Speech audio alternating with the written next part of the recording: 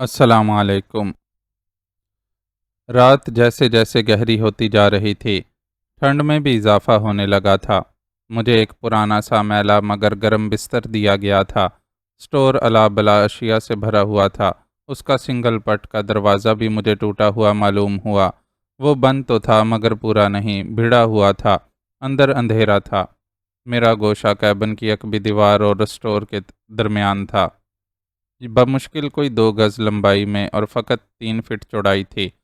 اوپر کیبن کا چوبی چھجا تھا۔ بارش ہوتی تو میں بچا رہتا۔ لانچ کی فالتو لائٹیں بجھا دی گئی تھیں۔ ویل روم کا اگلا بیرونی حصہ بونٹ کی صورت میں نکلا ہوا تھا۔ وہیں اس کی پیشانی پر فقط ایک ہیڈ لائٹ روشن تھی، باقی دمبالے کی طرف نسبتاً چھوٹی سرخ لائٹ تھی۔ اوپر آسمان صاف اور روشن تھا، کسی سنہری ارتھ کی طرح۔ تباک چاند اس پر تلک کی طرح چسپاں محسوس ہوتا تھا۔ تارے اس کے گرد موتیوں کی طرح بکھرے ہوئے نظر آتے تھے۔ ان کی روشنی میں چوڑے پاٹ والے اس پرہیبت دریا کے دونوں کناروں پر تاریک جنگل ساتھ ساتھ چلتا لگتا۔ رات کے پہر سناٹے میں دخانی لانچ کی مخصوص پھٹ پھٹ عجیب تاثر دیتی محسوس ہو رہی تھی۔ رام راج شاید سو چکا تھا، کیونکہ گول کھڑکی سے اس کے زوردار خراٹے کسی مینڈک کے ٹررانے کی آواز کی طرح گونجنے لگے تھے۔ گوپال ویل روم میں تھا اور ہولے ہولے گنگنا رہا تھا۔ مجھے بھی نیند کے جھونکے آنے لگے تھے۔ میں نے گرم موٹا لحاف اوڑے رکھا۔ سرہانے تکیا تھا جسے میں نے قدرے کیبن کی دیوار سے بھی اٹکا رکھا تھا۔ میں اسی طرح گردن کو ذرا خم دے کر سونا چاہتا تھا، تاکہ کسی وقت بھی میری آنکھ کھل جائے، کہیں سوتا ہی نہ رہ جاؤں۔ سردی زور پکڑنے لگی تھی۔ ہم ابھی دہانگ کی حدود میں ہی تھے۔ مجھے اس تصور سے ہی مسرت ہونے لگی کہ میری منزل اب زیادہ دور نہیں رہی تھی۔ اب میرا اگلا پڑاؤ رانگا ماٹی ہی تھا۔ وہاں سے پیلی گھاٹ کے علاقے تک پہنچنا کیا مشکل ہوتا۔ میری آنکھیں نیند تلے بوجھل سی ہونے لگیں، اور پھر جانے کس وقت اس مہربان دیوی نے مجھے اپنے دامن میں سمیٹ لیا۔ کسی نے بری طرح مجھے ٹہوکا مار کر جگایا تھا۔ میں ہڑبڑا کر اٹھ بیٹھا۔ مجھ پر روشنی کا سیلاب امڑ پڑا تھا۔ کچھ انسانی ہیولے میرے سر پر تنے کھڑے دکھائی دیے۔ 2 مہیب نالیں مجھ پر جھکی ہوئی تھیں۔ یہ دیکھ اوئے، تیرا باپ ہے یہ، جسے تو نے یہاں چھپا رکھا ہے، ایک بھاری اور گرجدار آواز ابھری۔ میں جہاں کا تہاں تھا۔ مجھے سخت پچھتاوا ہوا کہ میری ایسی آنکھ لگی کہ جاگ نہ پایا۔ رام راج نے اب وہی کرنا تھا جو وہ پہلے ہی صاف گوئی سے مجھ سے کہہ چکا تھا۔ میں نے ہلنے جلنے کی کوشش کی مگر مجھے نال کے ٹہوکے سے وہیں جامد رہنے کا حکم ملا۔ البتہ میرے چہرے کے سامنے سے طاقتور ٹارچوں کی روشنی ہٹا دی گئی۔ تب میں نے رام راج کو دھکا لگتے ہوئے سامنے آتے دیکھا۔ ایک خرانٹ قسم کے دراز قامت وردی پوش جو انڈین فورس کا سیکیورٹی آفیسر ہی لگتا تھا، اس سے ہونٹ سکیڑ کر بولا، یہ کون ہے، تیرا باپ؟ مائی باپ؟ مجھے تو اس کا علم بھی نہیں۔ بالآخر رام راج نے وہی کہا۔ وہ بری طرح گھگیا رہا تھا، اور ساتھ ہی مجھے اس کی اپنی جانب تکتی آنکھوں میں غصے کی رمق بھی محسوس ہوئی، جیسے مجھ سے کہہ رہا ہو، کہا تھا نا محتاط رہنا۔ ان دونوں کو بوٹ پر لے آؤ اور کشتی کو لنگر ڈالے رکھو۔ 2 اہلکار ادھر ہی موجود رہیں گے۔ آفیسر نے حکم جاری کیا۔ اس کی وردی پر لگے بیجز اور ٹوپی سے وہ انڈین فورسز کا آفیسر ہی لگا۔ کشتی کے ساتھ ہی ایک بڑی سی جدید موٹر بوٹ بھی مجھے پانی کی سطح پر ہلکورے لیتی دکھائی دی۔ اس کے درمیان میں ایک بڑا سا شیشے کی کھڑکیوں والا کیبن تھا۔ بوٹ کی باڈی پر انڈین بارڈر سیکیورٹی فورس کا مخصوص مونوگرام اور نام چسپاں تھا۔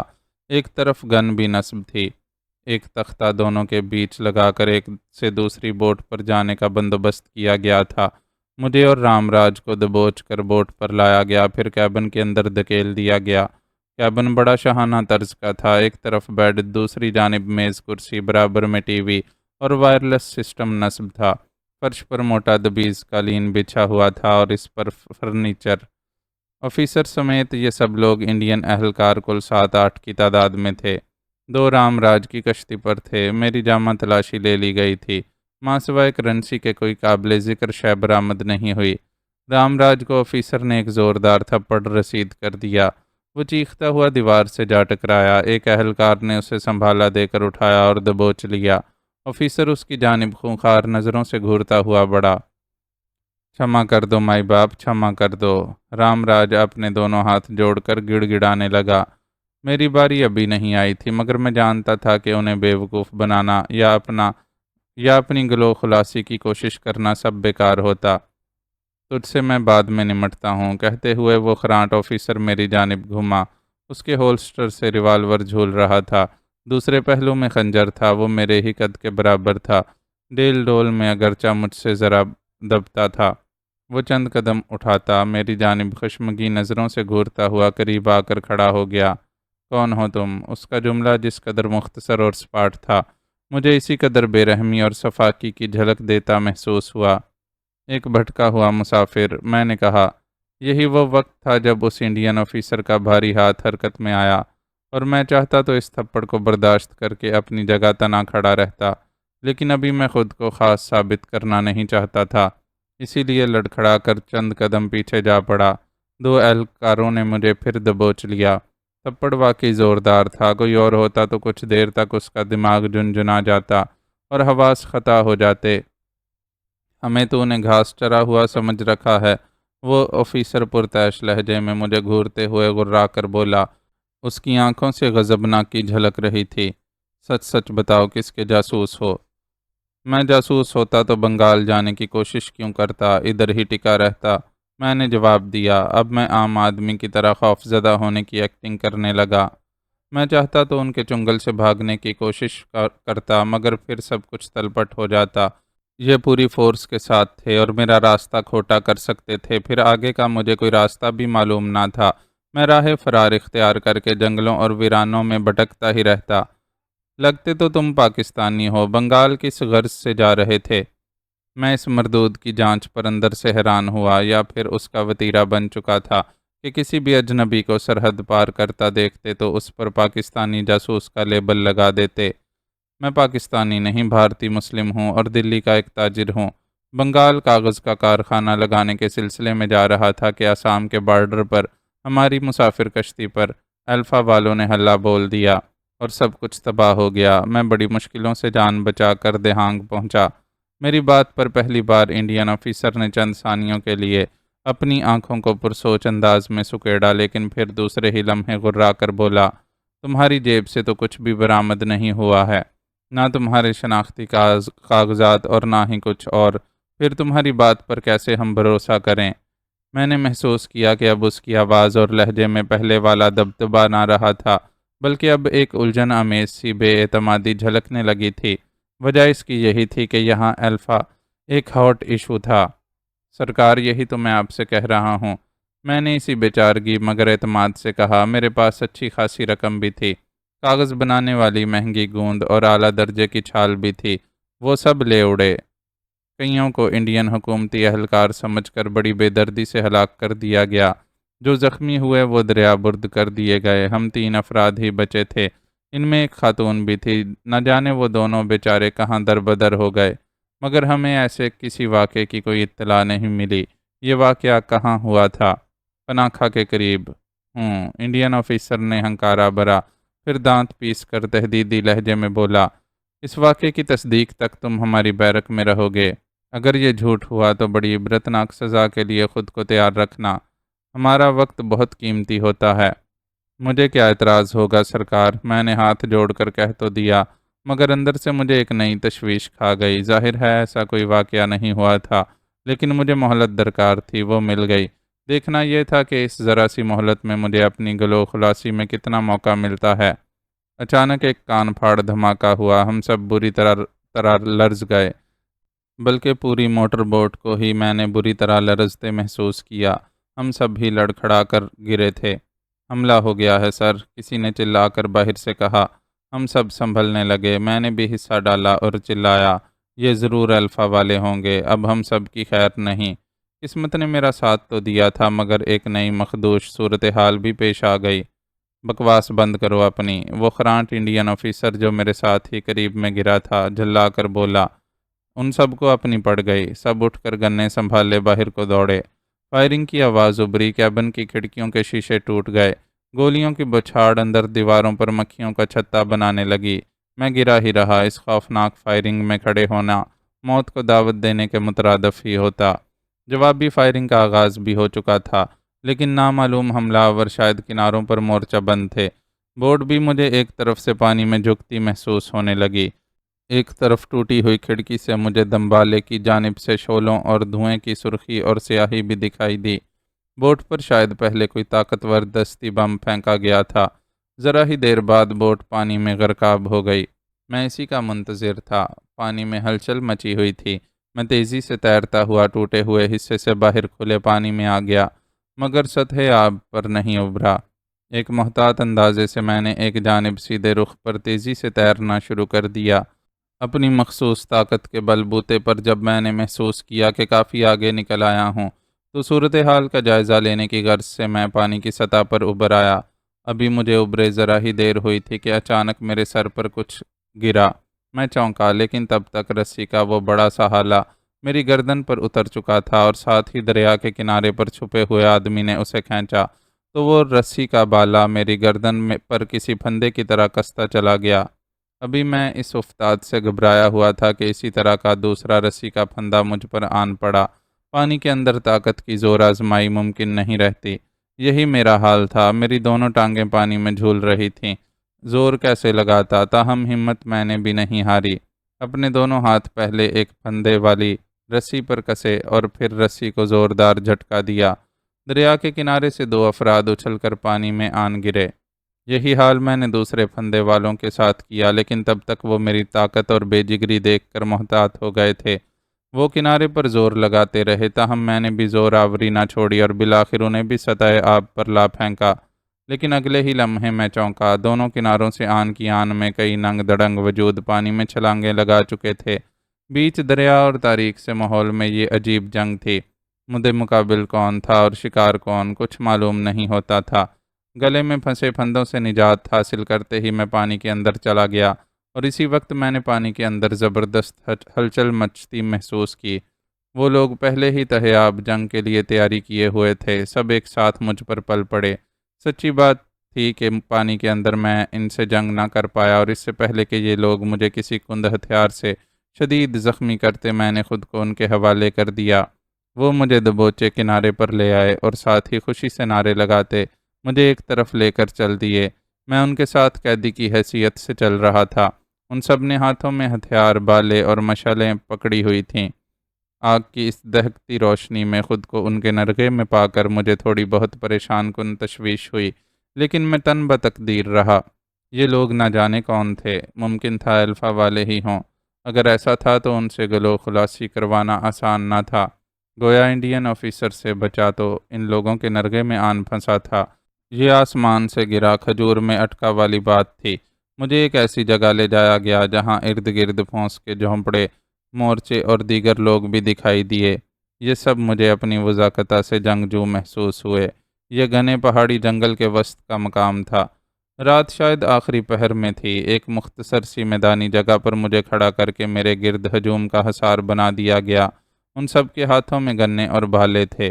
مشعلیں روشن تھیں۔ وہ جیسے اپنے کسی سردار یا افسر کی آمد کے منتظر تھے۔ میری طرف نفرت و طیش کے ملے جلے جذبات تلے آنکھوں سے گھورتے رہے۔ اتنے میں ایک طرف سے مجمع راستہ بنا کر دائیں بائیں ہوا تو سامنے سے میں نے 5 افراد کو اپنی طرف بڑھتے ہوئے دیکھا۔ وہ 4 مرد تھے۔ ان میں ایک جوان عورت تھی، قداور اور خوبرو، لمبے ریشم جیسے بال جنہیں اس نے بڑے سلیقے سے گوند کر شانوں پر پھیلا رکھا تھا، ستواں ناک، رنگت سانولی مگر پرکشش، شراب کی تلچھٹ دیتی مد بھری آنکھوں میں گہری جھیل کا گماں ہوتا۔ اس کے نین نقش بڑے پیارے اور دل فریب نظر آئے۔ اس کے جسم پر چست شکاریوں جیسا لباس تھا۔ اس کے ہمراہ جو شخص بالکل قریب کھڑا تھا وہ بھی وجیح اور خوبرو تھا۔ دونوں کے چہروں کے نقوش ملتے جلتے تھے اور بہن بھائی ہی لگتے تھے۔ دونوں جوان اور خوبصورتی میں کم نہیں تھے۔ باقی 2 ان کے دائیں بائیں گننے لیے موجود محافظ ساتھی تھے، روی راج کھووا اور اشنا راج کھووا۔ یکا یک یہ 2 نام میرے ذہن رسا میں ابھرے۔ شینا نے مجھے آسام میں آزاد پسند جن گوریلوں کے بارے میں آگاہ کیا تھا، یہ مجھے وہی 2 بہن بھائی لگے جو الفا کے مرحوم بانی اروند راج کھووا کے خاندان سے تعلق رکھتے تھے۔ یہ دونوں بہن بھائی جڑواں تھے۔ مجھے کچھ تسلی تو ہوئی کہ شکر ہے کہ میں دوبارہ انڈین سیکیورٹی فورسز والوں کے ہتھے نہ چڑھا۔ مگر ان سے بھی اپنی گلو خلاصی کرانا آسان نظر نہ آتا تھا۔ دونوں محافظوں اور اپنی بہن کو رکے رہنے کا اشارہ کر کے مرد میری جانب بڑھا۔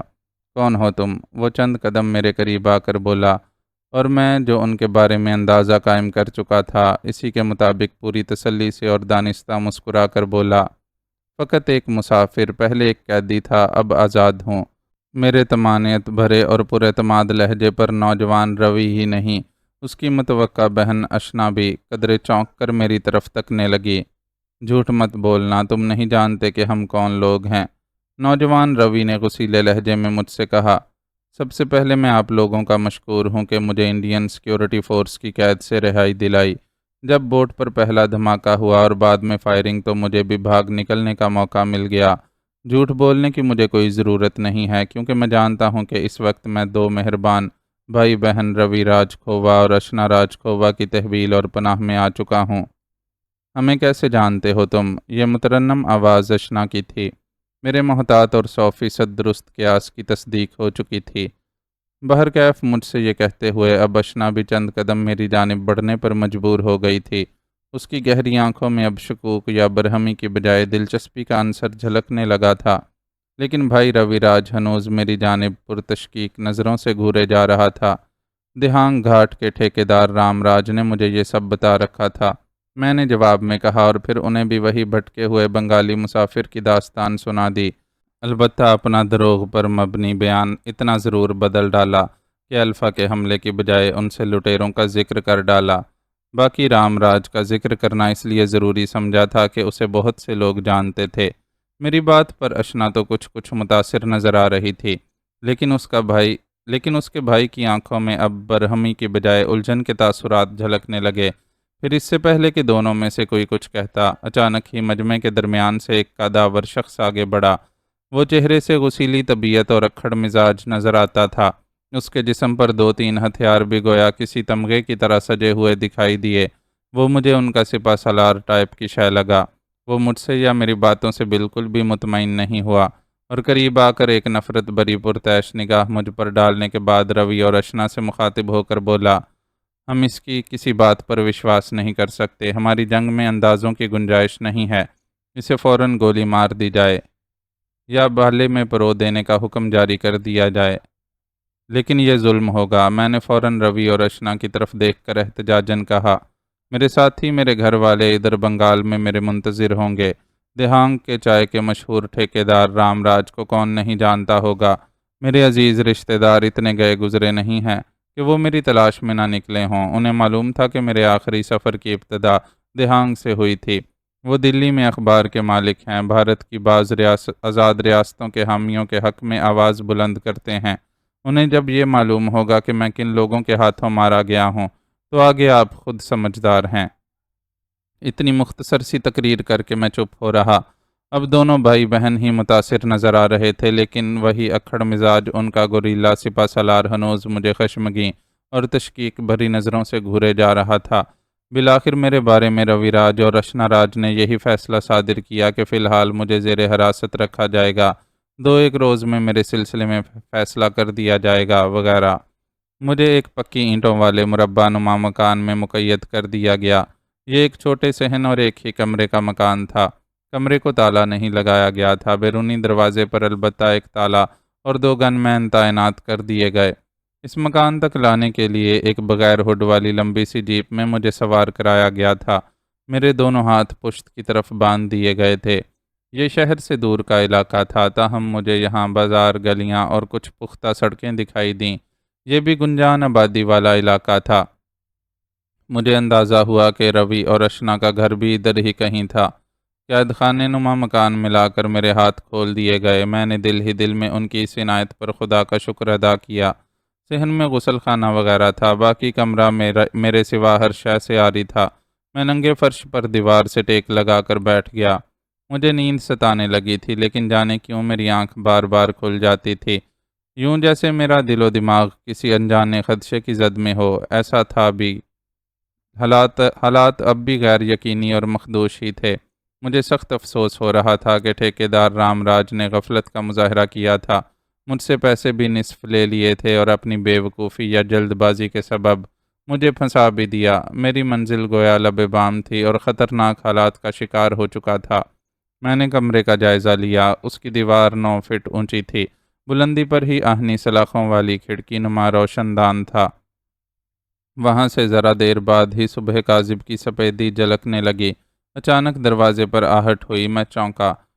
سوچا شاید کوئی پہرے دار میرے لیے کھانے پینے کی شے لایا ہو، لیکن ابھی ایسا کوئی وقت تو نہ تھا۔ میں الجھ گیا۔ دروازہ آہستگی سے کھلا۔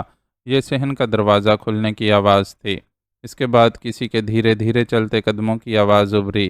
دفتن ہی میری چھٹی حس نے مجھے کھدیڑا اور میں لپک کر کمرے کے دروازے والی دیوار کے ساتھ جا چپکا۔ اس کے بعد باہر سے کسی نے دروازے کی کنڈی بے آواز انداز میں کھولنے کی کوشش کی۔ اس قدر رازدارانہ انداز نے ہی مجھے کسی خطرے کا اندیا دیا تھا۔ پھر آہستہ آہستہ دروازہ واہ ہونے لگا۔ ایک سایہ کمرے کے فرش پر ابھرا، پھر اس کا ایک اٹھا ہوا ہاتھ جس سے پستول کی نال کی جھلک واضح تھی۔ میرا پورا وجود سنسنا اٹھا۔ کوئی مجھے رازداری سے ٹھکانے لگانے کی کوشش میں تھا۔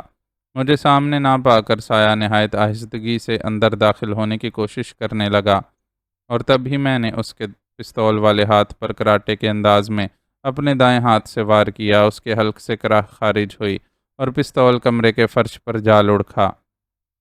میں نے اسے ذرا بھی سنبھلنے کا موقع دیے بغیر اس کی جھکی ہوئی گردن کو دبوچا اور اس زور سے اندر کھینچ کر چھوڑا کہ وہ سیدھا کمرے کے سامنے والی دیوار سے جا لگا۔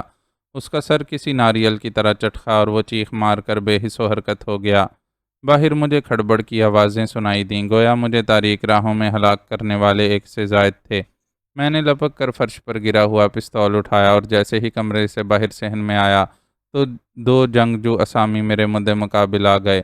ایک کے ہاتھ میں گن تھی جس کی نال پر لمبی سکرولی نصب تھی، جبکہ دوسرے کے ہاتھ میں سنان تھمی ہوئی تھی۔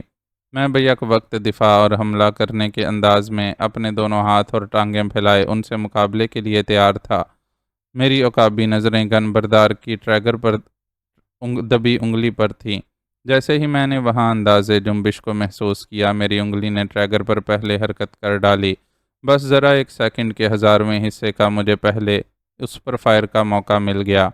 میرے پستول کی نال نے شعلہ اگلا، گولی گن بردار کے ہاتھ میں لگی، وہ چیخا اور گن اس کے ہاتھ سے چھوٹ کر پرے جا گری۔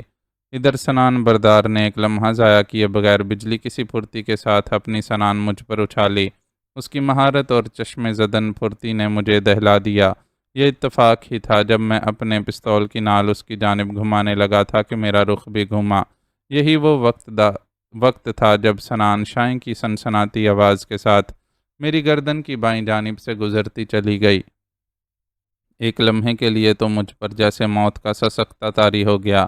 اپنا وار خالی جاتے اور مجھے ہکا بکا پاتے ہی اس نے راہ فرار حاصل کرنا چاہی اور دروازے کی جانب جست بھری۔ میں نے سنبھلتے ہی اس پر گولی داغی، لیکن وہ جیسے چھلاوا ثابت ہوا۔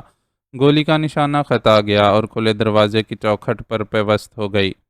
میں بھی چیتے کی طرح اس کے پیچھے لپکا۔ باہر آیا تو ایک جانب سے کئی لوگوں کو دوڑتے ہوئے آتے دیکھا۔ اس طرف بھی میں نے 2-3 فائر داغے، پھر میں پلٹا اور مکان کے عقب میں چلا گیا۔ یہاں دور مجھے ڈھلوانی جنگل دور تک پھیلا ہوا نظر آیا۔ میں نے ایک دم طوفانی دوڑ لگا دی۔ مجھے عقب میں گولیاں چلنے کی بھی آوازیں سنائی دیں، مگر میں اب کہاں رکنے والا تھا۔ لگاتار نصف گھنٹے تک دوڑتا رہا اور آبادی سے بہت دور نکل آیا۔ میری سانس عمومی طور پر پھولی رہی۔ میں ذرا سستانے کے لیے ایک درخت تلے بیٹھ گیا اور اپنا تنفس اور دوڑنے کی تھکان دور کرتا رہا۔ 10-15 منٹ بعد میں نارمل تھا۔ اس کے بعد میں اٹھا اور ایک پہاڑی پر چڑھ کر چاروں طرف نظریں دوڑائیں۔ کوئی میرے تعاقب میں نہ آیا تھا۔ شاید میں ان کے لیے اتنا اہم نہ رہا تھا۔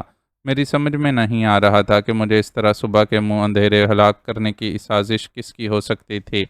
ان بھائی بہن روی راج اور اس کی بہن اشنا راج کی تو ہرگز نہیں ہو سکتی تھی، کیونکہ اگر ان کو مجھے ہلاک کرنا مقصود ہوتا تو یہ اسی وقت ہی میری موت کا پروانہ جاری کر دیتے۔ ان پر بھلا کون معترض ہوتا؟ تب ہی مجھے ان کے غسیلے اور گھمنڈی دراز قامت سپہ سالار کا خیال آیا۔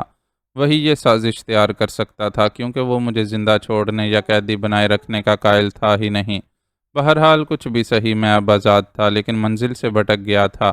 منزل تک پہنچنے کا ابھی بہت سا بھی سفر باقی تھا۔ میں نے سب سے پہلے ایک قریبی بہتے ہوئے صاف شفاف پہاڑی چشمے سے پانی پیا اور کچھ جنگلی پھل توڑ کر کھائے۔ ایک ایک خربوزے جیسا گودے دار پھل بہت مزے کا لگا۔ پیٹ بھرا تو جسم میں پہلے سے زیادہ توانائی محسوس ہوئی۔ میں ایک طرف کو چل دیا اور چلتا رہا۔ میرے ارد گرد صبح پوری طرح بیدار ہو چکی تھی۔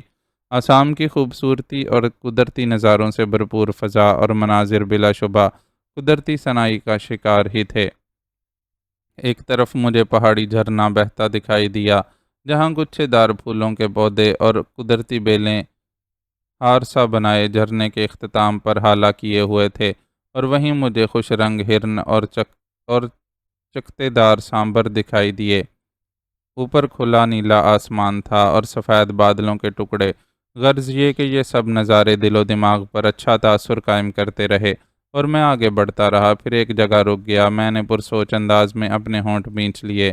اس طرح نامعلوم منزل تک میں آخر کب تک بے مقصد چلتا رہوں گا؟ منزل کے کسی رخ کا تعین کرنا بے حد ضروری تھا۔ اس طرح میں بھٹک کر کسی اور پہلے سے بڑی مصیبت کا شکار ہو سکتا تھا۔ اب سوال یہ پیدا ہوتا تھا کہ میں کہاں جاتا؟ پیچھے آبادی کی طرف لوٹ جانے کا سوال ہی پیدا نہیں ہوتا تھا۔ آگے یا آس پاس کسی اور آبادی کے آثار مجھے ہنوز نظر نہیں آئے تھے کہ جہاں سے جا کر اپنی منزل کے متعلق کچھ مدد ہی حاصل کرنے کی کوشش کرتا۔ یہ خدشہ الگ تھا کہ وہ لوگ بھی الفا کے حامی ہوتے۔ میری ان سے تو کوئی دشمنی نہ تھی، اور میرا نہیں خیال کہ وہ وہاں تک میرے تعاقب میں پہنچنے کی کوشش کرتے۔ میں نے ان کا کوئی بھاری نقصان نہیں کیا تھا، البتہ ان کے 2 آدمی میرے ہاتھوں زخمی ضرور ہوئے تھے۔ یہ بات مجھے کچھ فکر میں مبتلا کیے دیتی تھی۔ میں نے پھر چلنا شروع کر دیا۔ میرا ارادہ یہی تھا کہ کسی آبادی تک پہنچ کر اپنی منزل کی صحیح سمت اختیار کی جائے۔ اس کے بغیر ساری تگ و دو وقت کا ضیاع ہی ہوتی۔ سو میں چلتا رہا۔ ابھی میں تھوڑی دور تک ہی چلا ہوں گا کہ اچانک ایک خیال تلے ٹھہر گیا۔ میں نے سوچا آگے کا تو کوئی راستہ مجھے نہیں معلوم، کیوں نہ واپس دہانگ کا رخ کیا جائے، لیکن اگلے ہی لمحے اپنی بے وقوفی پر خود ہی ہنس دیا۔ دہانگ سے تو میں نکل آیا تھا، اب واپس وہاں جانے کا مطلب آبیل مجھے مار کے مترادف ہوتا۔ اب جہاں میں تھا ادھر ہی سے مجھے آگے کا راستہ معلوم کرنا تھا۔ دوسرا خیال مجھے معقول لگا، جو یہ تھا کہ کیوں نہ جس دریا پر میں رام راج کے ساتھ محو سفر تھا اسے تلاش کیا جائے اور پھر اسی کے کنارے کنارے آگے بڑھا جائے۔ یہ سوچ کر میں اپنے ذہن پر زور دینے لگا۔ دریا کا تعین کس طرف سے تھا؟ ایک اندازہ قائم کر کے میں اسی طرف کو بڑھا۔ میرا یہ کوئی محتاط اندازہ نہیں تھا، بس ایک تکا تھا۔ تکے کم ہی درست نکلا کرتے ہیں، اور ہوا بھی وہی۔ میں بھٹکتا ہوا کہیں اور ہی جا پہنچا۔ حملہ آور سے چھینا ہوا پستول میرے پاس تھا، لیکن اس کے چیمبر میں 2 ہی گولیاں باقی بچی تھیں۔ اپنے دفاع کے لیے میں ان پر فائرنگ کر چکا تھا۔ وہ پستول میں نے اپنے پینٹ کی بیلٹ میں پشت کی سمت اڑس رکھا تھا۔ مجھے دریا کا پاٹ نظر نہ آیا۔ چھوٹے موٹے ندی نالے ضرور دکھائی دیے تھے۔ ممکن تھا ان میں سے کوئی کینال مطلوبہ دریا تک بھی جاتی ہو، مگر مجھے کیا معلوم۔ میں رک گیا۔ عین لب بام منزل سے بھٹک جانے پر مجھے پھر تشویش میں سی پریشانی ستانے لگی۔ دفعتاً ایک آواز میرے کانوں میں پڑی۔ میں چونکا۔ غور کیا تو معلوم ہوا وہ کسی شور کی آواز تھی جو قریب ہی جنگل میں کہیں مچا ہوا تھا۔ میں اس طرف بڑھ گیا۔ دیکھا سامنے ایک پہاڑی ہے، اس کے عقب میں شاید کوئی آبادی تھی۔ یہ سوچ کر میں نے سرسبز ڈھلان والی پہاڑی پر چڑھنا شروع کر دیا۔ پہاڑی خاصی اونچی تھی۔ میرے لیے چڑھنا کون سا مشکل تھا؟ کوئی اور ہوتا تو اسے ایک تو اس کی چوٹی سر کرنے میں ہی گھنٹوں لگ جانے تھے، دوسرے وہ بری طرح ہانپ جاتا۔ سانس تو میری بھی کچھ چڑھ سی گئی تھی، تاہم میں اپنی مخصوص تیز رفتاری کے بلبوتے پر نصف گھنٹے کے اندر ہی اس کی بلندی پر جا پہنچا، اور پھر جب دوسری جانب دیکھا تو دنگ رہ گیا۔ یہ کوئی جنگلی وحشی قبیلہ تھا جو ڈھول وغیرہ پیٹ رہا تھا۔ ایک بڑا میدان تھا، گھنے جنگل اور سرسبز ڈھلوانوں والی پہاڑیوں کے دامن میں یہ ایک وسیع و عریض آبادی تھی۔ جنگلیوں کے جسموں پر تنکوں کے لباس نظر آئے۔ انہوں نے نیزے بھالے تھام رکھے تھے۔ میں شاید آسام کے بعید ترین اور قبائلی علاقے کی طرف نکل آیا تھا۔ سرکنڈوں کے جھونپڑے اور کھیت بھی تھے۔ فہم غور سے اس جنگلی وحشی آبادی کا نظارہ کرنے کے دوران ہی مجھے حیرت کا ایک اور جھٹکا لگا۔ پہلی بار مجھے اس آبادی کی جنوب مشرقی سمت میں سنگلاخ اور قدرے خشک پہاڑی سلسلہ بھی نظر آیا، مگر حیرت کی وجہ کچھ اور تھی۔ ان ننگ دڑنگ اور غیر متمدن سے نظر آنے والے جنگلی لوگوں کے درمیان مجھے ترقی یافتہ لوگوں کی بھی کچھ تعداد نظر آئی۔ بیلوں، خچروں اور گھوڑوں کے درمیان ایک بڑے سے فولادی جنگلے والا ٹرک، بغیر ہوڈ کی 2 جیپیں بھی دکھائی دیں، ایک لمبا 18 ویلر ٹریلر بھی نظر آیا۔ اس پر تقریباً 8-9 فٹ کے 2-3 لکڑی کے سلاخ دار دیوہیکل پنجرے نما بکسے بھی رکھے ہوئے تھے۔ ترقی یافتہ لوگ خاکی لباس، پتلون، شرٹس اور نیکروں میں بھی تھے۔ ان میں 2-3 جوکر نما بونے بھی مجھے مینڈکوں کی طرح اچھلتے کودتے نظر آئے۔ یہ سب مجھے غیر ملکی گورے ہی معلوم ہو رہے تھے۔ ان میں کچھ گوری عورتیں بھی نظر آئیں، اگرچہ یہ ٹولہ زیادہ تعداد میں تو نہیں تھا، مگر 12-13 کے قریب تو ضرور دکھائی دیے۔ یہ گورا پارٹی شاید ان کے مہمان تھے، کم از کم ان کے درمیان ان کی آزادانہ نقل و حرکت تو یہی ظاہر کر رہی تھی۔ اور پھر رہائش کے لیے ایک بڑا سا لکڑی کا ڈھلوانی چھت والا مکان بھی ان کے حوالے تھا۔ مجھے حیرت تھی کہ ان لوگوں کا ان جنگلی وحشیوں کے درمیان کیا کام۔ سرکنڈے کی جھونپڑیوں کے درمیان میں ان کا ایک بڑا سا مکان بھی تھا، اسی کے گرد یہ لوگ جمع تھے، اور چند ایک تو پائپ پیتے اور آزادانہ ان کے درمیان گھوم پھر رہے تھے۔ نہ جانے یہ کیا ماجرا تھا، ممکن تھا کوئی غیر ملکی شکاری پارٹی ہو، میں نے سوچا۔ اب مسئلہ یہ تھا کہ یہاں کا رخ کیسے کیا جائے اور اپنی مدد کے لیے کس طرح ان سے راہ و رسم اختیار کی جائے۔ دن کافی چڑھ چکا تھا۔ ان وحشی لوگوں کے ایک ٹولے نے وسط میں آگ جلا رکھی تھی اور اس کے گرد نیزے بھالے تھامے چکر لگا رہے تھے، کچھ ڈھول پیٹ رہے تھے اور اجنبی آواز میں چیخ چلا رہے تھے۔ میں نے پرسوچ انداز میں اپنے ہونٹ بینچ رکھے تھے۔ دفتن ایک عجیب بات ہوئی۔ اچانک جنگلیوں کے اس چھوٹے سے قصبے میں ہلچل سی مچ گئی۔ ہر کوئی ادھر سے ادھر بھاگنے دوڑنے لگا، جیسے ان کے پیچھے کوئی شامت آن پڑی ہو۔ مجھے حیرت ہوئی، پھر میرے دیکھتے ہی دیکھتے ایک چیخ و پکار سی مچ گئی۔ تبھی میں نے دیکھا انسانوں کی اس آبادی میں جیسے اچانک ہی سیاہ کداور اور موٹے موٹے دھبے تیزی سے حرکت کرتے نمودار ہوئے۔ میں نے غور سے دیکھا تو اپنی جگہ سن ہو کر رہ گیا۔ وہ دھبے در حقیقت موٹے تازے اور بھاری بھرکم بن مانس تھے۔ ان کے سیاہ جسموں پر بالوں کا جنگل آباد تھا۔ کداور اور بھاری جسامت ہونے کے باوجود وہ نہایت تیزی کے ساتھ ادھر ادھر بھاگتے دوڑتے اور اپنی اپنی جانیں بچاتے ہوئے لوگوں پر پل پڑے۔ بستی میں ایک چیخ و پکار سی مچ گئی تھی۔ کچھ وحشیوں جنگلیوں نے بہادری کے ساتھ ان پر حملہ بھی کیا، نیزے بالے پھینکے۔ جن کے پاس رائفلیں تھیں انہوں نے بھی گولیاں داغیں، لیکن مجھے بن مانسوں کے اس لشکر میں ایک بھی بن مانس زمین بوس ہوتا دکھائی نہ دیا۔ گورا پارٹی البتہ ان پر فائر کرنے کے علاوہ اپنی جان بچانے کی بھی فکر میں تھی، اور کئی ایک کو میں نے لپک کر آس پاس بنی اونچی نیچی مچانوں پر بھی چڑھتے دیکھا۔ کچھ تو لکڑی کی ڈھلوانی چھتوں والے گھروں پر جا پہنچے۔ بن مانسوں کی اس یلغار نے بستی میں ہر طرف قیامت سی مچا دی تھی۔ ان کے ہاتھ جو کوئی لگتا وہ اسے چیر پھاڑ کر اس کا وجود کھلونے کی طرح ہوا میں اچھال دیتے۔ ان کی جھونپڑیاں تہوبالا کر ڈالیں۔ مٹی گرد کا طوفان اس قدر بلند ہوا کہ اب تو یہ قیامت خیز اور عبرتناک منظر گدلے بادلوں میں غروب سا ہو گیا۔ پھر جس قدر تیزی سے کے ساتھ بن مانسوں کی فوج حملہ آور ہوئی تھی، اسی تیزی کے ساتھ خون خرابہ کر کے واپس لوٹ بھی گئی۔ ان کے جاتے ہی مٹی اور گرد کے بادل چھٹے تو میں نے وہاں جگر خراش منظر دیکھا۔ میں تب تک کچھ اور آگے سرک آیا تھا۔ ہر طرف کٹی پھٹی خون میں لت پت لاشیں بکھری ہوئی تھیں۔ ان میں 1-2 گورے بھی تھے، کئی جاں کنی کے عالم میں پڑے کراہ رہے تھے۔ عورتیں، دیگر مرد اپنے مرنے والے بد نصیب عزیز ساتھیوں کی لاشوں پر آ کر ان سے لپٹے رونے چلانے لگے۔ میں ہونٹ بینچ کر رہ گیا۔ کاش میں ان کی کوئی مدد کر سکتا، لیکن شاید میں صرف سوچ ہی سکتا تھا۔ بھلا اتنے سارے بن مانسوں کا میں اکیلا کیسے مقابلہ کر سکتا تھا؟ پستول میرے پاس تھا، لیکن فقط 2 گولیاں تھیں۔ بھرا ہوا بھی ہوتا تو کیا کرتا؟ وہاں تو اتنے لوگوں کے پاس نیزے بھالے اور رائفلیں بھی تھیں جو کسی کام نہ آ سکی تھیں۔ مجھے بڑا دکھ ہوا، لیکن حیرت بھی ہوئی کہ اس قدر جسیم بن مانسوں کا یہ گروہ کیوں کر اچانک ان پر امڑ پڑا تھا۔ کیا انہیں خبر نہیں تھی؟ کیا یہ لوگ اس خطرے سے پہلے آگاہ نہیں تھے؟ یا انہوں نے اپنے بچاؤ کا بھی کوئی بندوبست نہیں کر رکھا تھا؟ یہ لوگ تو خود جنگلی تھے، انہیں یہاں رہتے ہوئے بھی یقیناً ایک عرصہ بیت چکا ہوگا۔ پھر یہ سب آخر کیا معاملہ تھا؟ یہ لوگ بھی ترنے والا بن گئے۔ کہاں تو اس آبادی کو دیکھ کر میں خوش ہو گیا تھا کہ اب یہاں سے مجھے اپنی منزل کی طرف کچھ نہ کچھ مدد مل سکے گی، لیکن یہاں تو ان بیچاروں کو اپنی پڑ گئی تھی۔ پل کے پل یہ بستی ماتم کدے کا منظر پیش کرنے لگی تھی۔ ابھی میں آگے بڑھنے اور ان کے ماتم میں شامل ہونے کا سوچ ہی رہا تھا کہ اچانک ایک اور طوفان بپا ہوا جس نے مجھے اپنی جگہ ساکت کر کے رکھ دیا۔ میں جیسے پتھرائی ہوئی آنکھوں سے ایک اور دل خراش منظر دیکھتا رہ گیا۔ اپنے پیاروں پر ماتم کنا وحشی جنگلیوں میں ایک جنون سا اٹھا۔ کسی نے بلند آواز میں کوئی نعرہ لگایا اور پھر جیسے ایک اور قیامت کا آغاز ہو گیا۔ وہ سب کے سب نیزے بالے تانے ان گورے مہمانوں کی جانب لپکے۔ یہ مجھے ان کا اپنے مہمانوں کے خلاف جارحانہ اقدام ہی نظر آیا۔ پھر میرے دیکھتے ہی دیکھتے وہ ان پر پل پڑے۔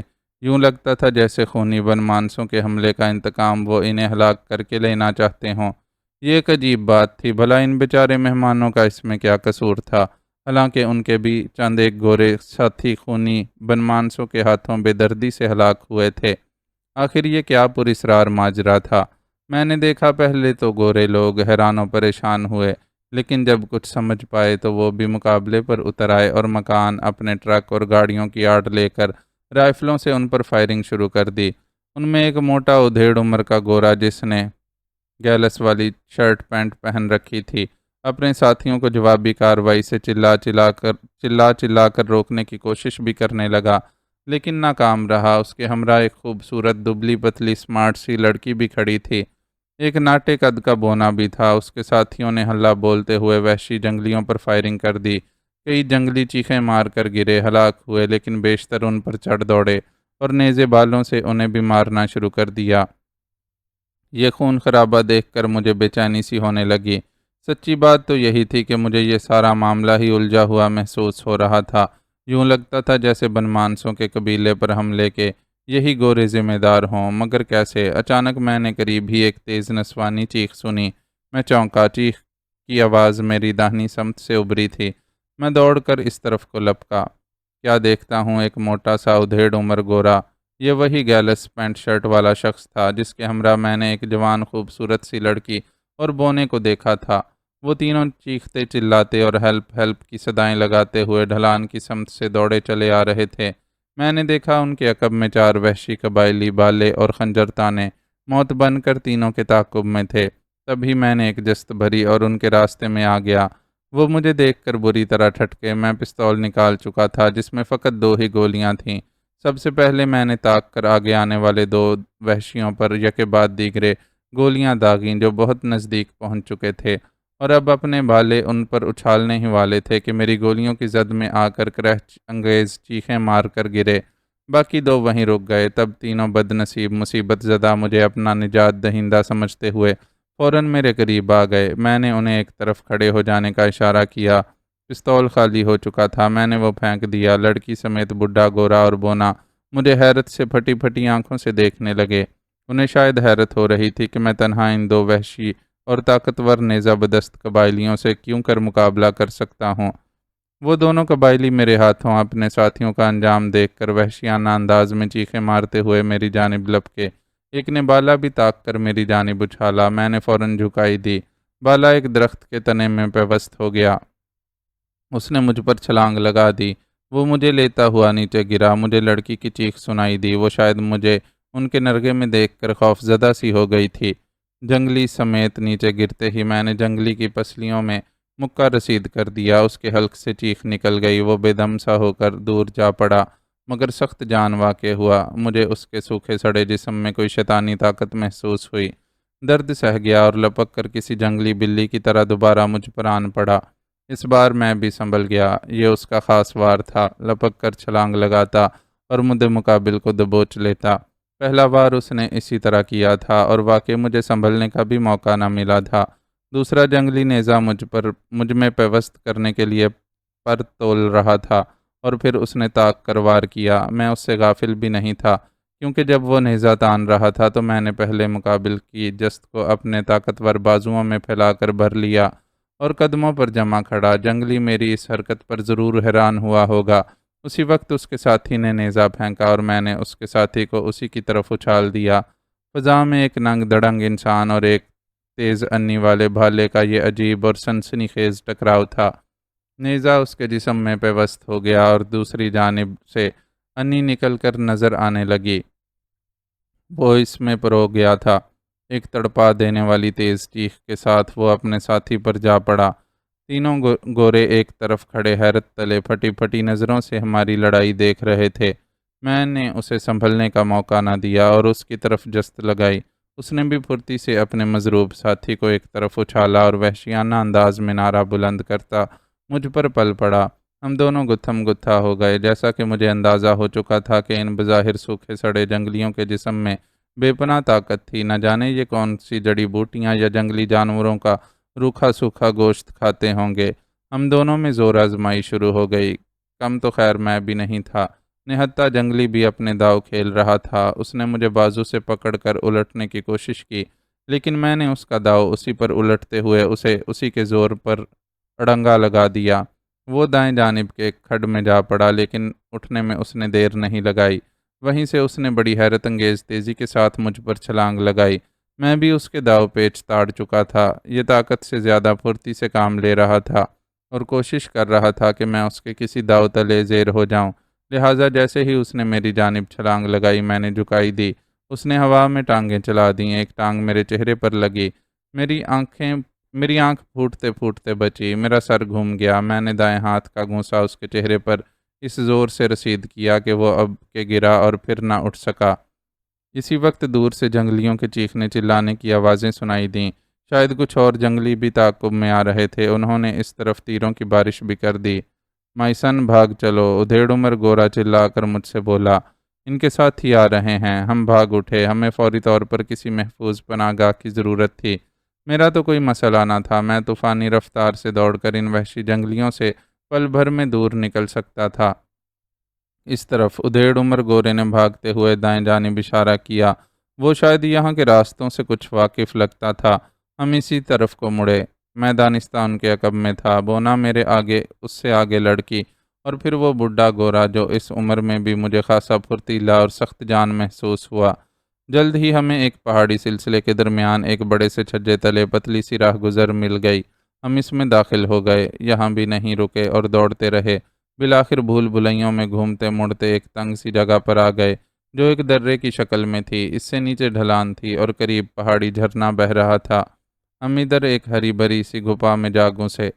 وہ تنگ ضرور تھی، لیکن ہم چاروں اس میں سکڑ سمٹ کر سما گئے۔ بونے نے لڑکی کو گود میں پناہ لی، اس کے ساتھ چپک گیا۔ ادھیڑ عمر سب سے آخری چٹانی دیوار سے چمٹ کر بیٹھ گیا۔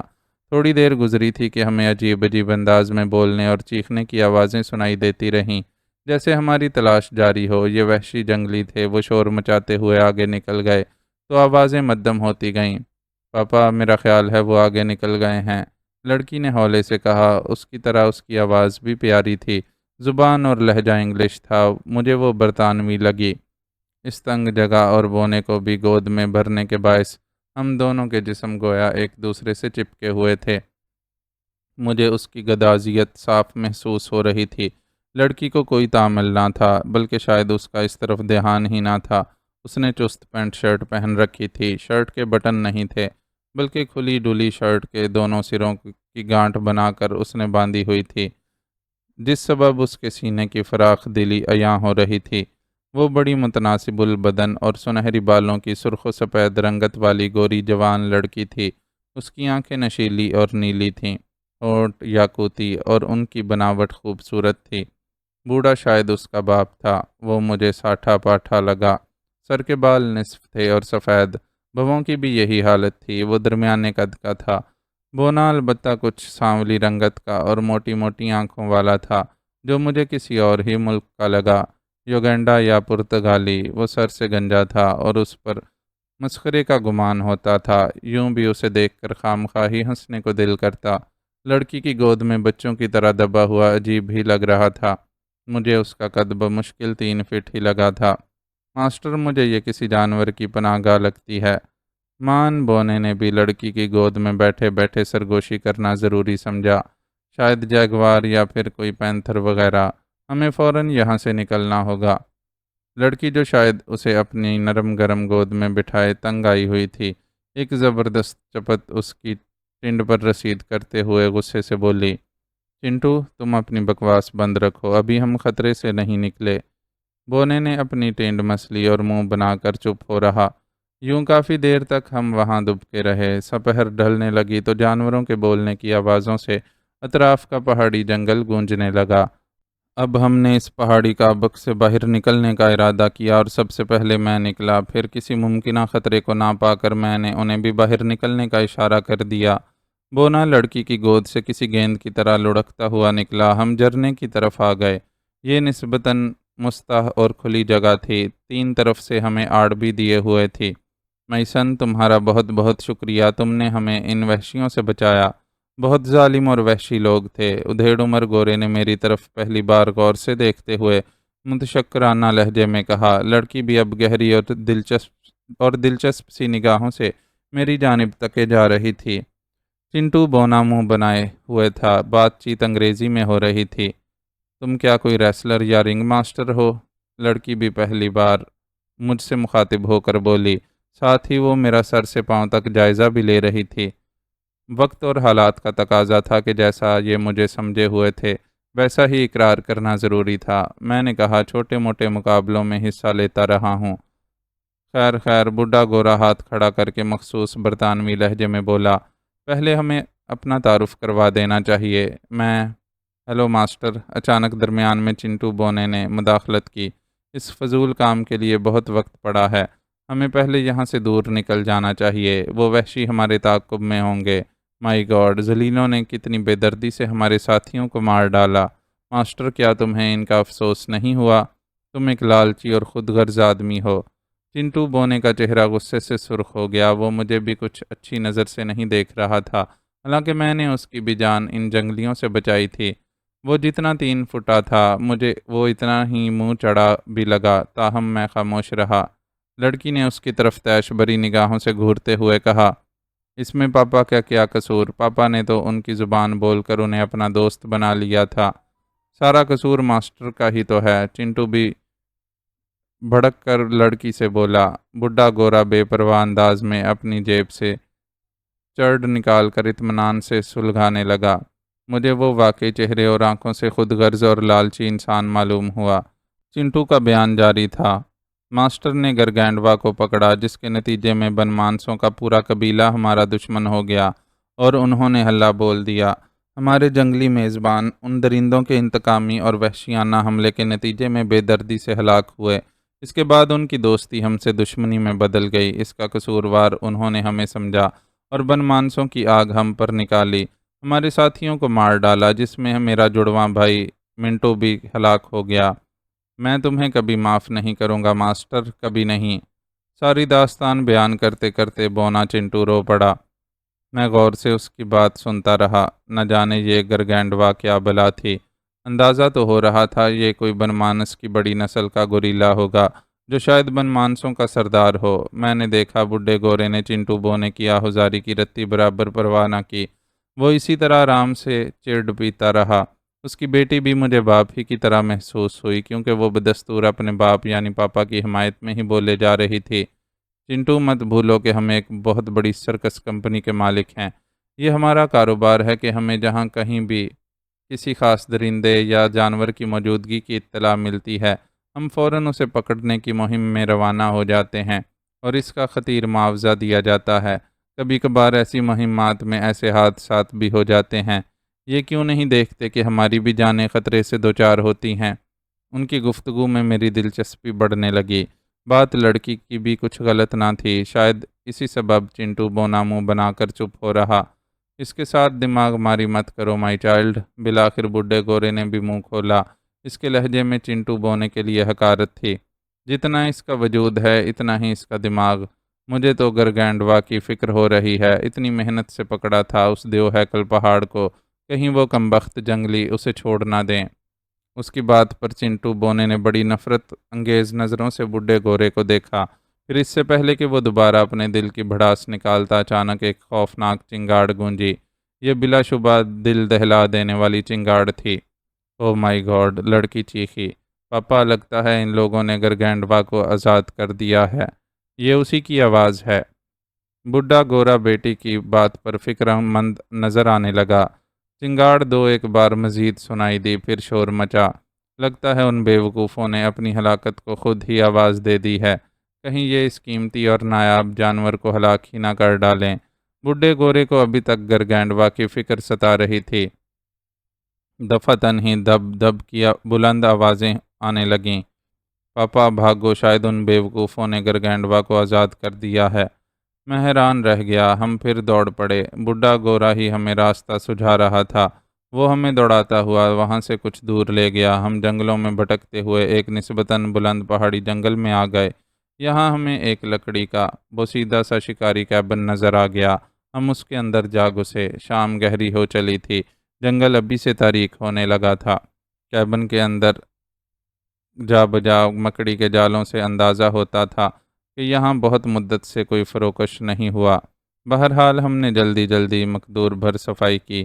ایک دو ٹوٹی پھوٹی لالٹینیں نظر آئیں جن میں ایک کو ہی تھوڑی بہت مرمت کر کے قابل استعمال بنا سکے۔ بڈھے گورے نے لائٹر کی مدد سے لالٹین روشن کر دی۔ شکر تھا کہ اس میں بچا کچا تیل تھا۔ دوسری لالٹین ناکارہ ثابت ہوئی۔ کیبن کا اندرونی گوشہ اوپر تلے تھا۔ ایک مختصر سا زینہ اوپر کو جاتا تھا۔ وہاں بھی ایک کمرہ اور چھوٹا سا لاؤنج تھا۔ نیچے دو کمرے تھے۔ لاؤنج قدرے کشادہ تھا۔ ایک طرف کچن، دوسری جانب واش روم تھا۔ لڑکی نے سب سے پہلے انہی دونوں جگہوں کا معائنہ کیا تھا۔ ذرا دیر بعد ہم سب نے مل کر کیبن کی اندرونی حالت بہتر بنا لی۔ اندر پانی کا ایک لکڑی اور جست کا ڈرم ادبرا رکھا تھا۔ باقی لڑکی اور بونا بھر لائے تھے۔ رات ہو چلی تھی۔ باہر جنگل میں ہو کا عالم طاری ہو گیا۔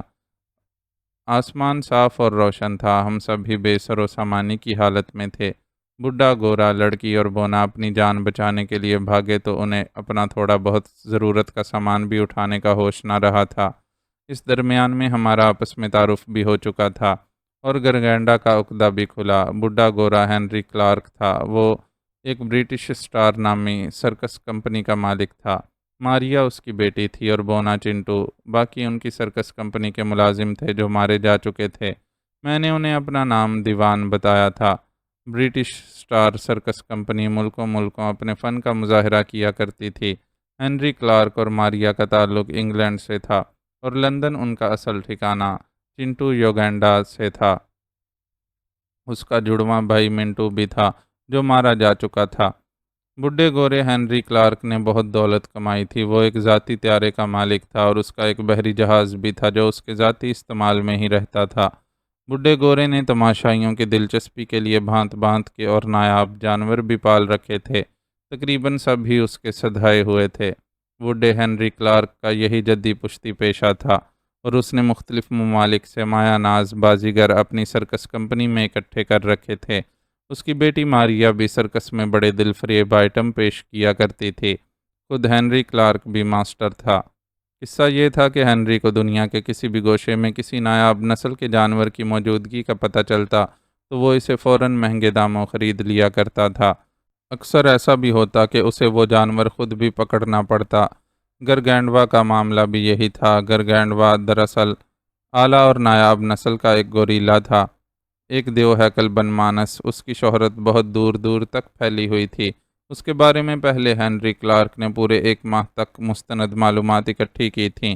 آسام کے جنگلوں میں اس کی موجودگی کا پتہ چلا تھا، لہٰذا ہنری اپنے مخصوص شکاری ٹولے اور ساتھیوں کے ہمراہ گرگینڈوا کو پکڑنے کے لیے لندن سے بھارت اپنے ذاتی بحری جہاز پر روانہ ہوا۔ اس کا جہاز ممبئی کے ساحل پر لنگر انداز تھا۔ وہاں سے وہ ایک بڑے ٹرک اور 2 جیپوں میں آسام کی طرف روانہ ہوا۔ ہنری کلارک کو مختلف جنگلی قبائلیوں کی بولی آتی تھی۔ اس کا فائدہ اٹھاتے ہوئے اس نے آسام میں مذکورہ جنگلی قبائلیوں کو پہلے اپنا دوست بنایا، انہیں جدید دنیا کے کچھ تحفے پیش کیے جو ان کے لیے حیرت انگیز تھے۔ انہی کی مدد سے وہ اس نایاب نسل کے غیر معمولی دیو ہیکل بن مانس گرگینڈوا کو بالآخر پکڑنے میں کامیاب ہو گیا۔ گرگینڈوا اپنے پورے قبیلے کے ساتھ رہتا تھا۔ انہی قبائلیوں سے پتہ چلا تھا کہ وہ اپنے قبیلے کا سردار گردانا جاتا ہے۔ بہرکیف بڑی مشکلوں سے اسے گرفت میں لیا گیا تھا، لیکن پھر بعد میں اس کا خمیازہ بہت سی بے گناہ جانوں کے ضیاع کی صورت میں ان سب کو بھگتنا پڑا۔ گوریلے بھی آدھے انسان ہی ہوتے ہیں، ان میں بھی عقل، جذبہ انتقام اور خود سری ہوتی ہے۔ اگرچہ بعد میں اس خدشے کا اظہار جنگلی قبیلے کے بعض لوگوں نے اس طور پر بھی کیا تھا کہ گرگینڈوا کو پکڑنے کے بعد اس کا گوریلا قبیلہ ان پر حملہ بول سکتا ہے۔ مگر ہینری کلارک نے اس کی کوئی پرواہ نہ کی۔ یوں قبیلے میں ایک گروہ ایسا بھی تھا جو ان لوگوں سے شدید نفرت کرنے لگا۔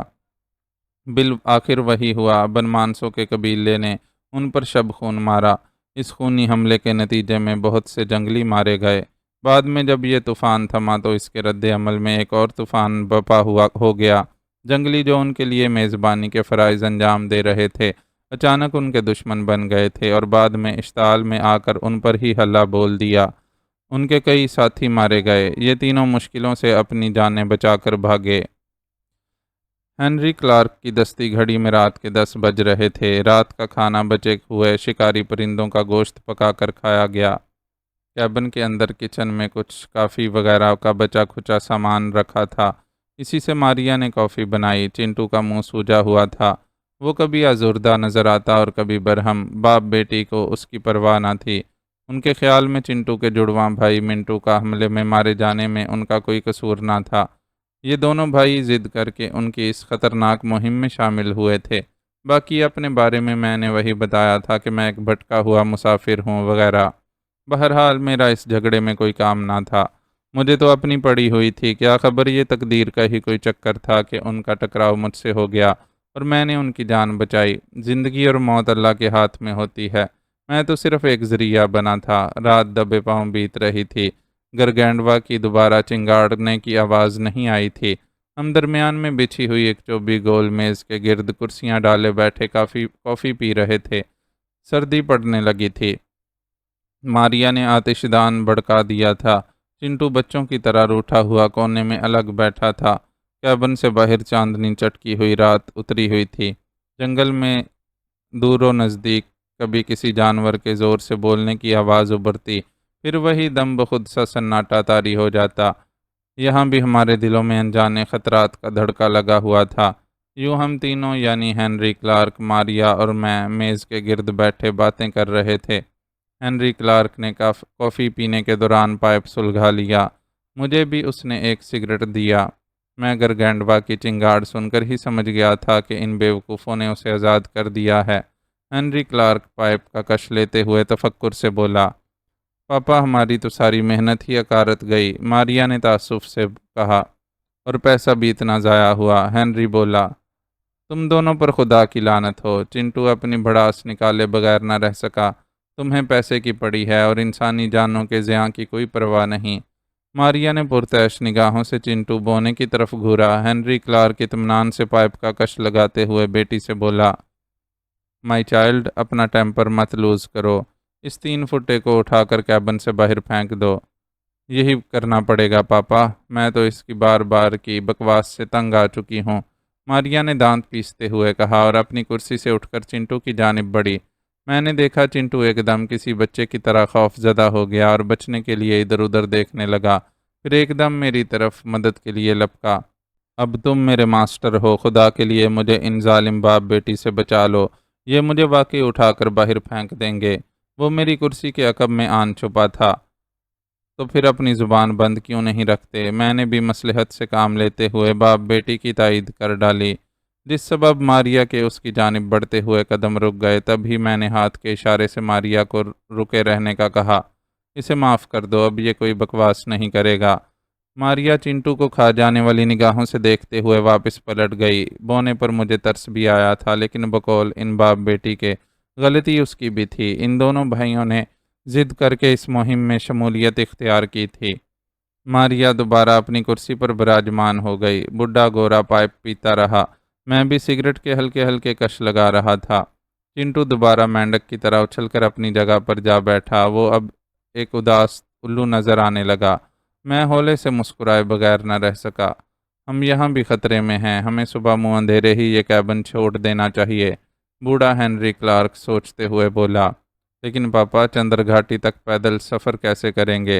اور پھر ہماری گاڑیاں؟ گرگینڈوا، ماریا بولی۔ تمہارا کیا خیال ہے مائی چائلڈ کہ میں $1,00,000 خرچ کرنے کے بعد یہاں سے خالی ہاتھ ناکام لوٹ جاؤں گا؟ ہنری بولا، ہرگز نہیں، یہ حادثے ہماری مہمات کا حصہ ہوتے ہیں۔ تو پھر آپ کا آئندہ کیا لائحہ عمل ہے پاپا؟ ماریا نے پوچھا۔ آپ واپس چندر گھاٹی کیوں جانا چاہتے ہیں؟ ہمیں تو گرگینڈوا کو پنجرے والی گاڑی میں ڈال کر ہی ادھر واپس لوٹنا تھا۔ اپنی بیٹی کو جواب دینے کے بجائے ہنری کلارک نے میری جانب خاص نظروں سے دیکھا اور مجھے مخاطب کر کے بولا، مسٹر دیوان، تم کیا کہتے ہو، یا تمہارا اپنا کیا پروگرام ہے؟ میں فی الحال تو آپ کے ساتھ ہوں، ویسے میری منزل آگے ہے، تب پھر تمہیں بھی ہمارے ساتھ ہی چندر گھاٹی تک جانا ہوگا، ہنری بولا۔ وہاں ہمارا ذاتی جہاز لنگر انداز ہے، تم جہاں جانا چاہو تمہیں وہاں چھوڑ دیں گے۔ ویسے آئندہ ہماری مہم بنگال ٹائیگر پکڑنا ہے، لیکن اس سے پہلے تمہیں تو ہماری مدد کرنے کا وعدہ کرنا ہوگا۔ اپنی منزل کا سن کر میرا دل یک بارگی زور سے دھڑکا۔ چندر گھاٹی یقیناً آسام کی کوئی چھوٹی موٹی بندرگاہ ہوگی۔ میں جو قریب ہوتی اپنی منزل کو دور سمجھ کر مایوس سا ہو چلا تھا، فوراً بولا، مجھے کوئی اعتراض نہیں، لیکن کیا اب یہ ممکن ہوگا؟ جبکہ اب تو آپ کے ساتھی بھی مارے گئے، ہم تین بھلا کیسے اس خطرناک مہم کو کامیاب بنا سکتے ہیں؟ نو مائی سن، بوڑھا ہنری چالاکی سے مسکرایا، پھر بغور میرے سراپے کا جائزہ لیتے ہوئے بڑے گھاگ لہجے میں بولا، تمہارے اندر مجھے 10 آدمیوں کی قوت محسوس ہوتی ہے، کم تو میں بھی نہیں، اور میری بیٹی ماریا بھی بہت ذہین ہے اور ایک بہادر لڑکی ہے، پھر تمہارا کیا خیال ہے؟ مجھے اندازہ ہو چکا تھا کہ باپ بیٹی دونوں اپنی ضد کے پکے تھے، اس لیے بولا، میں نے کہا نا کہ مجھے کوئی اعتراض نہیں ہے۔ ویسے پاپا، آپ نے غور کیا؟ اچانک ماریا گہری نگاہوں سے میری جانب دیکھتے ہوئے اپنے باپ سے بولی۔ میں بھی اس کے پراسرار انداز پر ذرا چونک کر اس کی طرف تکنے لگا۔ وہ کیا؟ پاپا، مسٹر دیوان میں کوئی خاص بات محسوس ہوتی ہے، میں یقین سے کہہ سکتی ہوں کہ یہ کوئی عام آدمی نہیں ہے۔ ظاہر ہے جو شخص 3-4 وحشی جنگلیوں سے مقابلہ کرے اور ہمیں بھی ان کے شکنجے سے چھڑا لے جائے، بھلا وہ عام آدمی کیسے ہو سکتا ہے مائی چائلڈ؟ ہنری کلارک نے مسکراتے ہوئے میری طرف دیکھ کر اپنی بیٹی سے کہا۔ میں بھی بے اختیار اپنا سر جھٹک کر ہولے سے مسکرا دیا۔ نو پاپا، اچانک ماریا نے انکار کیا۔ ہم دونوں پھر چونک کر اس کا چہرہ تکنے لگے۔ بہادری ایک الگ بات ہے، ماریا اتنا کہہ کر پھر پرغور اور گہری نگاہوں سے مجھے تکنے لگی۔ میں بھی اسے گھورنے لگا۔ پتہ نہیں بڈھے گورے کی یہ لاڈلی بیٹی اب کون سی ذہانت کا نمونہ پیش کرنے والی تھی۔ اس کی بڑی بڑی روشن آنکھوں میں ذرا جھانک کر غور سے دیکھیں، مجھے وہاں ایک تپش سلگتی محسوس ہوتی ہے۔ اس کا پروجیح چہرہ جانچیے، اس میں ایک عزم کی جھلک نظر آتی ہے، یہ کسی خاص مشن پر مامور محسوس ہوتا ہے۔ میں دنگ رہ گیا، مگر بڈھے کلارک نے ایک بلند قہقہہ لگایا۔ او مائی چائلڈ، تم میری سوچ سے بھی زیادہ ذہین ہو۔ پھر وہ مجھ سے مخاطب ہو کر بولا، کیوں مائی سن، کیا ماریا درست کہہ رہی ہے؟ کیا تم بھی ہماری طرح کسی خاص مہم پر نکلے ہوئے ہو؟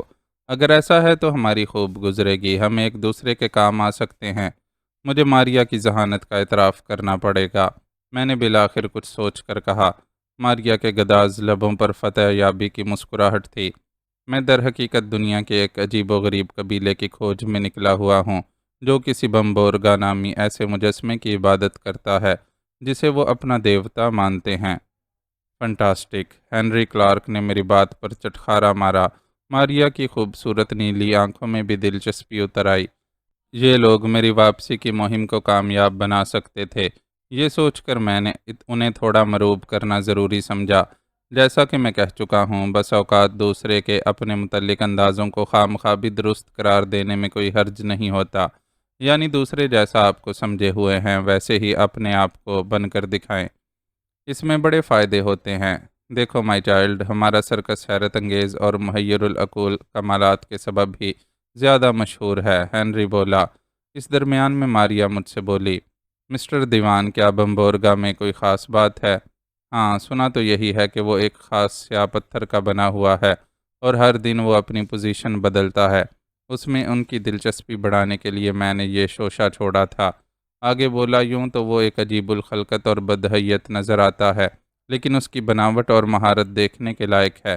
اسے دیکھتے ہی دل و دماغ پر بڑی عجیب سی پراسراریت طاری ہونے لگتی ہے، جیسے وہ مجسمہ بے جان ہونے کے باوجود دیکھنے والوں کو ہپناٹائزڈ کر رہا ہو۔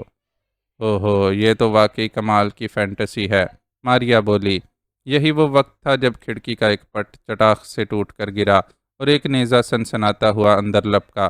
ہمارے درمیان سے ہوتا ہوا وہ سامنے کی دیوار میں پیوست ہو گیا۔ ہمیں ابھی سنبھالا لینے کا بھی موقع نہ ملا تھا کہ دوسری کھڑکیوں کے پٹ بھی تڑکے اور وہاں سے تیروں کی بارش ہونے لگی۔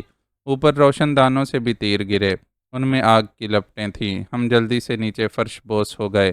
بونا چنٹو بھی فرش بوس ہو گیا۔ دفتن ہی ہمارے ارد گرد آگ والے تیر بھی آن پڑے۔ لکڑی کے کیبن میں تیزی سے آگ پھیلنے لگی تھی۔ آن کی آن میں جیسے اچانک ایک قیامت سی مچ گئی۔ یہ انداز وحشی جنگلیوں کے مخصوص حملہ آور ہونے کا تھا۔ ہمارے لیے گویا نہ پائے رفتن نہ جائے ماندن والی صورتحال تھی۔ باہر بھاگتے تو حملہ آوروں کا نشانہ بن جاتے، اور اگر اندر رہتے تو آگ کے تیزی سے لپکتے ہوئے اژدہے ہمیں نگل جاتے۔ معزز ناظرین و سامعین، لائک، کمنٹس اور شیئر ضرور کریں۔ شکریہ۔